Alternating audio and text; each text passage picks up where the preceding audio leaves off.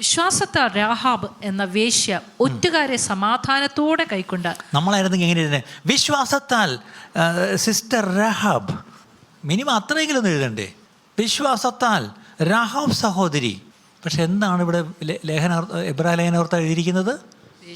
വിശ്വാസത്താൽ രാഹാബ് എന്ന വേശ്യ. ഞാൻ ചിലപ്പം ചിന്തിക്കും, അത് ഈസ് ഇറ്റ് ഫെയർ?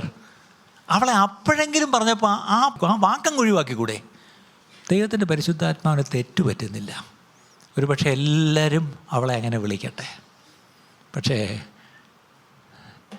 എന്തോ പറഞ്ഞ വിശ്വാസ വീരന്മാരുടെ പട്ടികയിൽ ആരുടെ പേരുണ്ട്?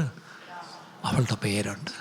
നമ്മളെ ആരെന്തും വിളിക്കട്ടെ പ്രിയപ്പെട്ടു, നമ്മളെ എങ്ങനെയും ആരും കണക്കൂട്ടട്ടെ, എൻ്റെ നിങ്ങളുടെ പേരവിടെ ഉണ്ടോ?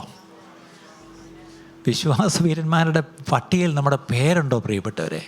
അവളെ വേശ്യ ആയിക്കോട്ടെ, അവർക്ക് ഇപ്പോഴും അതാ അവിടെ ലേബിൾ. യാക്കോബ് അത് തന്നെ എഴുതി. യാക്കോബ് 2:25 അവണ്ണം രാഹാബ് എന്ന വേശ്യയും ദൂതരെ കൈക്കൊള്ളുകയും വേറൊരു വഴിയായി പറഞ്ഞയക്കുകയും ചെയ്തതിൽ പ്രവർത്തികളാൽ അല്ലയോ നീതീകരിക്കപ്പെട്ടത്. കണ്ടോ? അപ്പം അവൾ നീതീകരിക്കപ്പെട്ടു.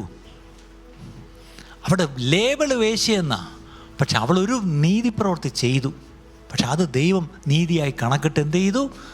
അവൾ നീതീകരിക്കപ്പെട്ടു. ഇവിടെ ഒരു കാര്യം മനസ്സിലാക്കണം, God can redeem anyone and anything for his purpose. ദൈവത്തിന് തനിക്ക് വേണ്ടിയും തൻ്റെ ഉദ്ദേശത്തിന് വേണ്ടിയും ആരെയും വീണ്ടെടുക്കുവാൻ ദൈവത്തിന് കഴിയും. അങ്ങനെയെങ്കിൽ ദൈവം വീണ്ടെടുക്കുവാൻ ദൈവത്തിന് മനസ്സായി. ആരെ? എല്ലാവരും വേശ്യയെന്ന് വിളിച്ച ഈ രഹാബിനെ ദൈവം വീണ്ടെടുത്തു. തൻ്റെ പദ്ധതികൾക്കായി, തനിക്കായി, തൻ്റെ മകൻ എൻ്റെ വംശാവലിയിൽ ഈ സഹോദരിയുടെ പേരും ഉൾപ്പെടുത്തുവാൻ ദൈവത്തിന് മനസ്സായി. നമ്മുടെ കുടുംബത്തിൽ സ്പെല്ലിംഗ് മിസ്റ്റേക്കുള്ള ആരെങ്കിലും ഉണ്ടെങ്കിൽ നമ്മൾ പതുക്കെ അവരെ എന്ത് ചെയ്യും? അവരുടെ പേര് പറയത്തില്ല. Will try to avoid them. പക്ഷേ എൻ്റെ ദൈവം അങ്ങനെ അവോയ്ഡ് ചെയ്യുന്നില്ല. അവരുടെ പേര് ഒഴിവാക്കുകയല്ല, ഓർത്തെടുത്തുകൊണ്ട് അവിടെ എഴുതി. എവിടെ എഴുതി? പ്രധാനപ്പെട്ട ഒരു വംശാവലിയിൽ ആ പേരെഴുതി.